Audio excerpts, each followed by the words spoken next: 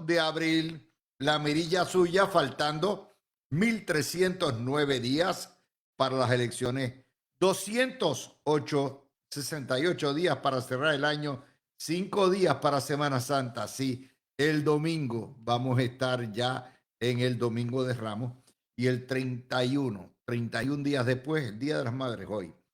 Faltan, no han pasado 194.028 días desde que hace 531 años, con 4 meses, Puerto Rico comenzó a recorrer su camino como la colonia más vieja y más triste del universo. Son exactamente las 5:02 de la tarde y estamos transmitiendo también ya por video a través de notiuno.com en Facebook.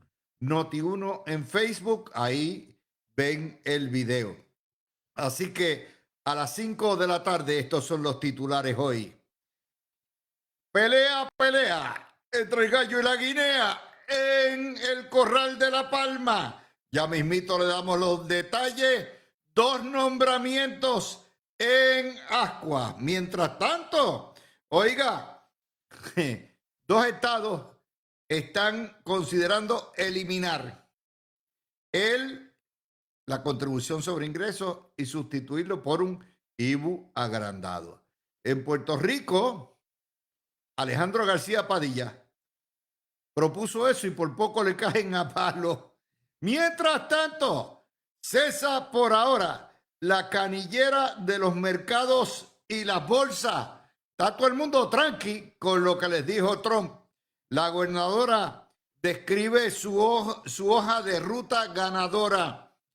Joseph González logra bajar la criminalidad el primer trimestre. López Mulero, Julio Fontanet y Tony Zagardía protestan por las guías de fianza. Mientras tanto, detallistas opuestos a la paralización del impuesto de inventario. Primero era que se lo quitaran. Se lo quitaron por 5 años y ahora no. Déjamelo puesto mejor. El mamamelchoreo del puertorriqueño. Y se planta cuadra la gobernación, la gobernadora, con las nominaciones de Janet Parra y de Verónica Ferraioli. La gobernadora pide más billones al Congreso para carreteras, puentes y puertos. Barrilito para urbanizaciones, iglesias y clubes deportivos, y protesta la prensa también. Mientras tanto, el Departamento de Educación pone en vigor la primera fase de las escuelas bilingües, cumpliendo otra promesa de la gobernadora. Y hoy tenemos las trompadas nuestras de cada día y tenemos a Tony Zagardía, Javier Vega Villalba y a Fernando Zambrana. Todo eso y mucho más aquí en su mirilla. Buenas tardes, mi gente. Bienvenidos sean todos a la mirilla de noticias. Hoy estamos estamos experimentando con distintas formas de los videos, de manera que si usted accesa Noti1 630 por Facebook, pueden ver el caretón por ahí un rato. Después trataremos de empatar poco a poco. La tecnología llega lenta pero segura con los paneles. Vamos a ir inmediatamente al tema. Como les hemos estado diciendo todos estos días, siempre ha habido una alta tensión desde que comenzó esta administración y se empezó a reflejar entre el Senado y la fortaleza. Y yo les había dicho que el problema no es el Senado, ni es la gobernadora. El problema es el Chief of Staff, Francisco Domenech. Ni Rivera Schatz se traga ni mastica a Francisco Domenech y Francisco Domenech tampoco se traga ni mastica a Rivera Schatz. Y eso hace las comunicaciones, algunos dirán más difíciles, pero en realidad es más fácil porque es directo la gobernadora con el presidente del Senado. Hasta ahora, de cerca de 100 nombramientos, el Senado le ha aprobado todos, menos uno, que fue la Catoni, que estaba en DACO, y tan pronto la colgaron por una mala crianza que alegadamente le hizo a Carmelo Ríos, pues la gobernadora cogió y la puso de segunda de ¿quién? Sí, el Chief of Staff, la mano derecha del gobernador Francisco Domenech. Todo esto sin recordarles a ustedes que es normal que haya una tensión entre ambos cuerpos porque son dos cuerpos totalmente independientes y vivimos en un sistema republicano de gobierno donde los poderes están separados. La gobernadora nomina y el Senado determina, y la Cámara en algunos casos, si va o no va. En el caso de la Secretaría de Estado, son los dos cuerpos los que tienen que hacer. Así las cosas, el Senado pasó. Fíjense que el tema dominante de estos 3 meses ha sido los nombramientos, o la calidad de los nombramientos, o los problemas de los nombramientos. Primero fue con el secretario de Recursos Naturales, no por su trasfondo, sino porque firmó una orden que prácticamente desestimaba los casos en la casa de la Parguera que le fabricaron a los suegros de la gobernadora. Y esa folloneta estuvo un mes, más o menos. Después fue la folloneta de Víctor Ramos. Y vino el show, lo acusaron de robarse y embolsillarse 1,5 millones de pesos. Nunca lo pudieron hacer, nunca lo pudieron poner. El crisol cambió de si es apto para administrar a si es un delincuente, al no presentar evidencia de delincuencia alguna. Lo confirman, pero esa folloneta duró 1 mes y medio más. Y ahora estamos en 2 follonetas que están atoradas. La primera, la secretaria de Justicia, y que le están dando largas al asunto. Y la segunda, la secretaria de Estado, esposa de Domenech. Y Verónica Ferraioli brilla por luz propia. Es decir, hasta ayer. Hasta ayer, porque ayer surgió una información que nadie sabía en las vistas de la Cámara. Y estando ella en Puerto Rico, domiciliada en Puerto Rico, haciendo negocios en Puerto Rico, trabajando en Puerto Rico, en el año 21 y en el año 22, cuando fue contratada por la gobernadora para dirigirle la oficina de comisionada residente en Puerto Rico, por X o Y razón dejó de rendir planilla. No rindió planillas sobre el año 21, ni rindió planillas sobre el año 22. Y no vino a enmendar o a radicarlas hasta después de las elecciones del 24, cuando ya Jennifer González salió electa. Y todo el mundo entonces sabía para dónde venía.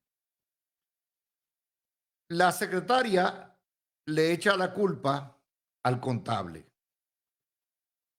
que el contable le dijo que como eran fondos federales, aunque los trabajara, porque no tenía que reportarlo y no tenía que rendir planilla, porque lo que ganaba en el sector privado no daba para rendir planillas, y ahí está. Y yo creo que ha quedado, primero, este ha sido el tema, un escándalo que ha dominado hoy todos los programas de discusión.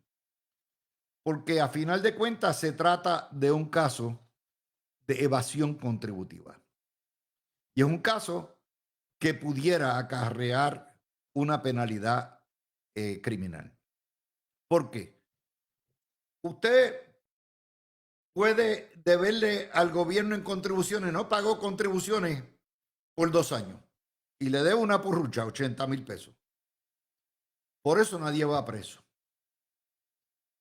Lo que castiga la ley es no rendir la planilla. De hecho, desde que yo estoy analizando política a través de 5 o 6 décadas, está choreto el caso de políticos que no radicaron planillas por año. Entre ellos, me parece que Ico Sayas-Seijo anteriormente, o Carmen Yulín, que tuvo el problema de los 100,000 billetes, todo ese tipo de cosas que omitió.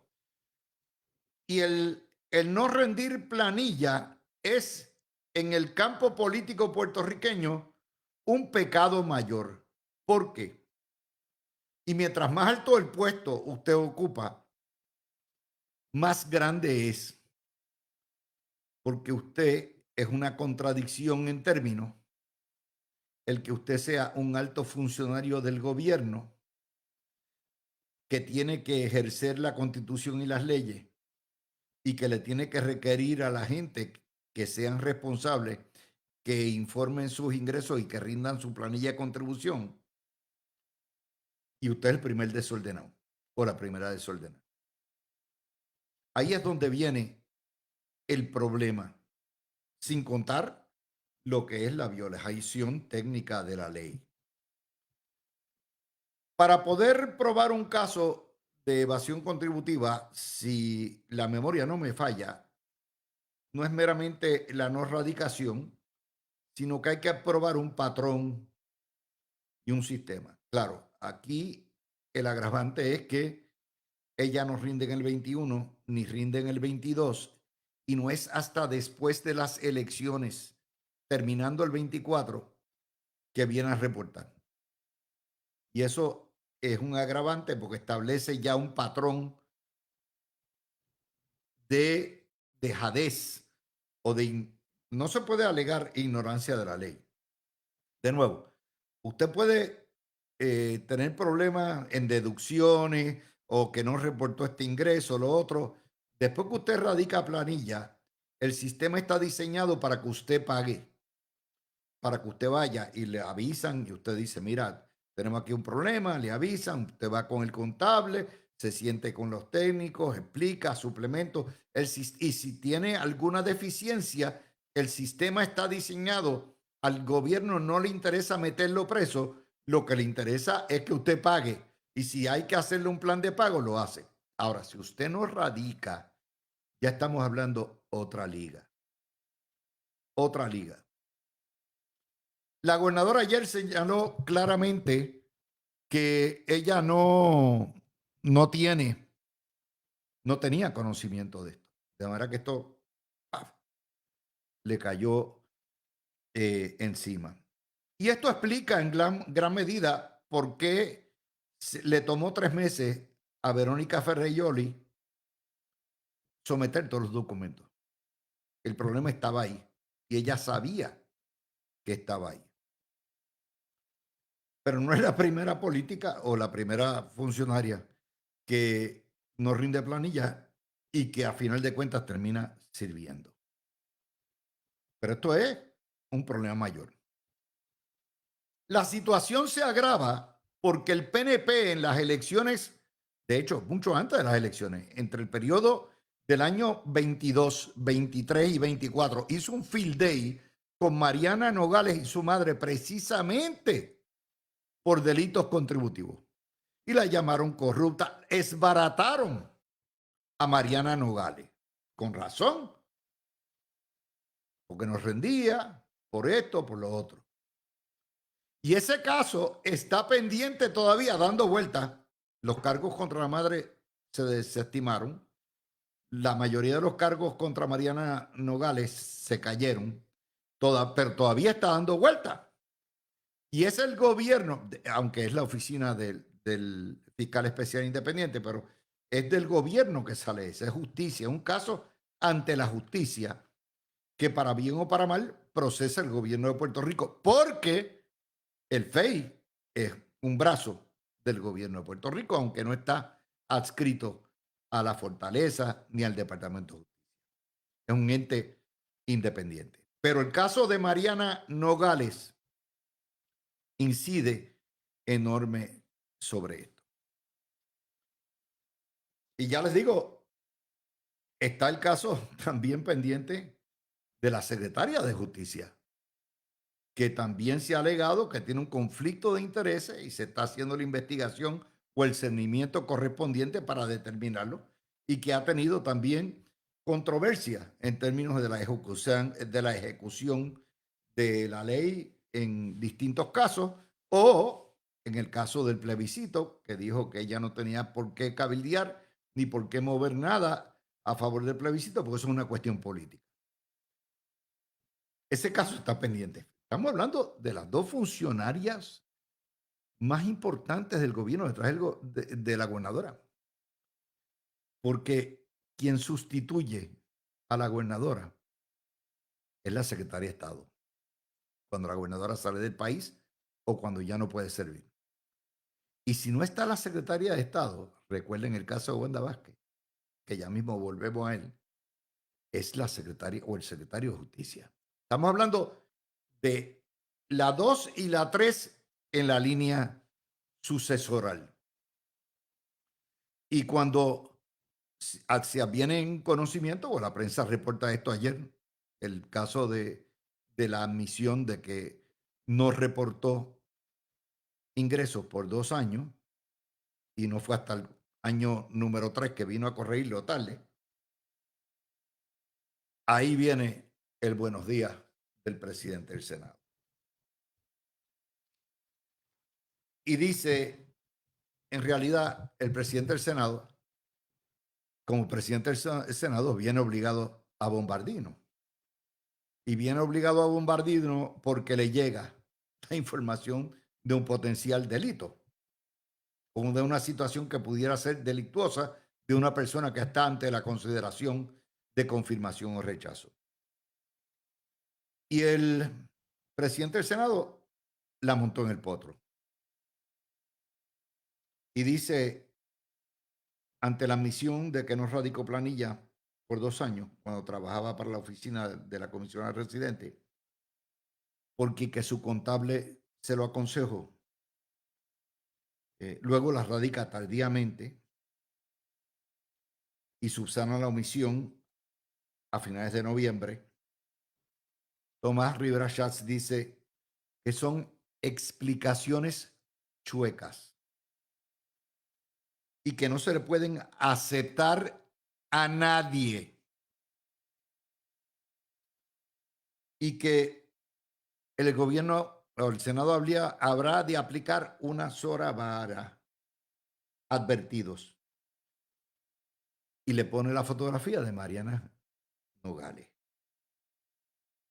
Mientras esto estaba ocurriendo, Javier Jiménez había ido al programa del circo para decir que Tomás Rivera Schatz toda la vida ha sido un traidor, como si esto se tratara de un acto de traición y no la ejecución de lo que es un deber ministerial, un deber del Senado y todos sus miembros de pasar juicio sobre las calificaciones y cualificaciones del nominado.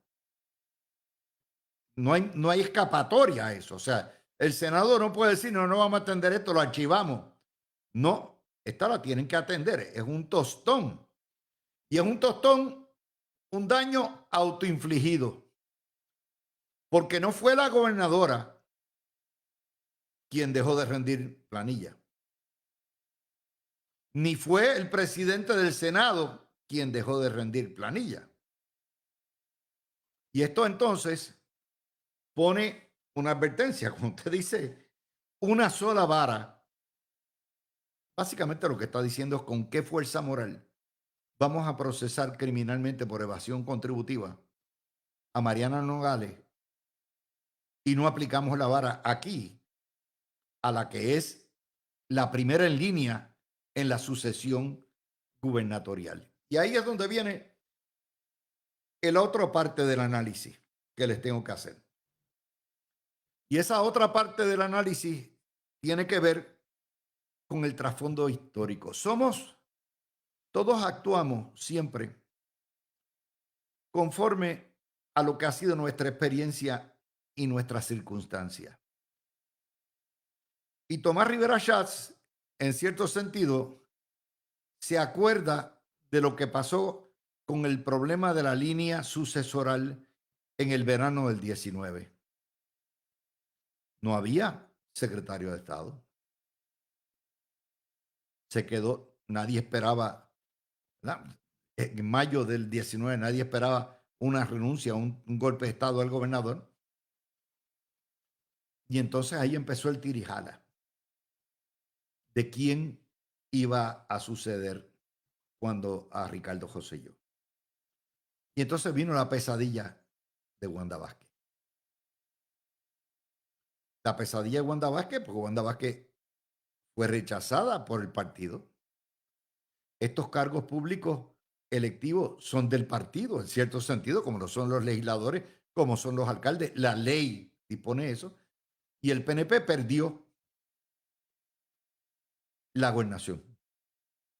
Y le impusieron a una persona que quedaba tercero en la línea de mando. Imagínense, en este caso, cuando usted mira la línea de mando, te dice Jennifer González, Verónica Ferraioli y Janet Parra. El que me imagino que el PNP que vea eso, el legislador que vea eso, pone el grito en el cielo. Porque con Janet Parra tienen el mismo problema que tenían con Wanda Vázquez, que no era estadista. Y cuando llega al poder, lo primero que dije, no, eso no es importante, eso de la estadidad. Y entonces con Verónica Ferraioli tienen el problema que acaba de surgir. ¿Qué hacemos con esta papa caliente? Lo que plantea entonces un drama que requiere que busquemos el popcorn y nos sentemos a ver. Estamos ya a 5 días del Domingo de Ramos y de la Semana Mayor. Yo estoy seguro que, ¿verdad?, dudaría mucho que nadie actúe conforme a esta semana sobre cualquiera de los dos planteamientos, los dos nombramientos. Primero, porque ya todo el mundo el jueves empieza a chillarla para las playas o a viajar. Y en segundo lugar, porque asumo que hay todavía unos cabos que atar. Entre ellos, me imagino que citarán al contable. Porque aunque la ignorancia de la ley no excusa, pues hay que ver qué clase de asesoría. Oiga, compay, ¿qué licencia usted tiene? Venga acá, ¿cómo usted le puede decir que nos rinda planilla? Si trabajó en Puerto Rico y trabajó para un cargo electivo puertorriqueño, aunque se le pague de fondos federales, hay que radicar. Por lo tanto, me imagino que el contable será clave en esto y irá con el jabo metido entre las patas porque le va el título en juego. Y Rivera Schatz abrió esto, al igual que el caso de Janet Parra, en una sesión abierta. Es el pleno el que va a ver esto. Quiere decir que todo el mundo va a preguntar. Sin contar lo que pueda hacer el Partido Popular, porque hoy, oyendo a todos los analistas populares, olieron sangre y vienen con las banderillas. No me extrañaría que radicaran un referido. Y este es distinto al caso de Víctor Ramos, porque el caso de Víctor Ramos, la vara la pusieron en Japón. La vara la pusieron, Víctor Ramos se robó 1.400.000, se los embolsilló, se lucró, y tenemos la evidencia. Y cuando llegó la hora de los tomates, absolutamente nada. Por lo tanto, no hubo ni tan siquiera una cintilla de evidencia. Claro, después de eso, Carlos Díaz Vélez se fue y que para los federales y bregarán allá los federales a ver si ha habido violación. Y recuerden que en este caso hay otra cosa. El referido que hace este irresponsable de, de Carlos Díaz, incluye a la secretaria de Estado como abogada. O sea, no como secretaria de Estado, sino cuando era abogada y le incluye en todo el revolú y todo este nido de pasiones. Así que les he descrito un cuadro que explica el porqué de los porqués, con la complicación nuevamente de que este es el matrimonio de la confianza de la gobernadora, confianza ciega. Y claro, la gobernadora siempre tiene la opción de retirar el nombramiento y nombrarla como segunda de Chief of Staff, como la que corre, y ahí no tiene que confirmar nada y le da el contrato que sea, para evitarle pasar por el sofocón de lo que es la falta de las planillas.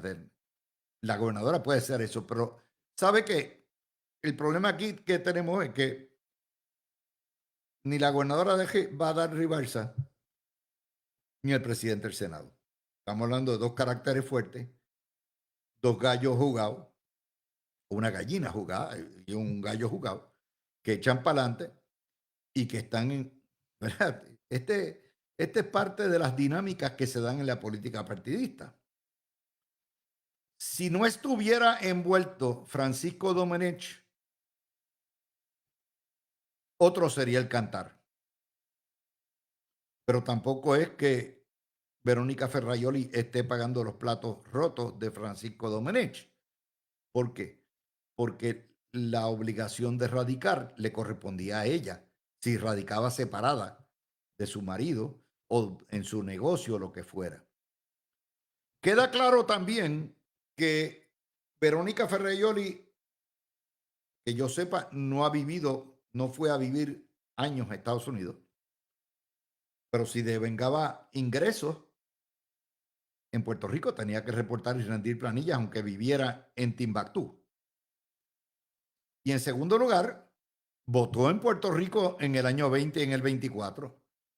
Estaba domiciliada en Puerto Rico en el año 20 y el 24. Podrá haber viajado a la oficina de Washington, lo que complica aún más el proceso de explicación.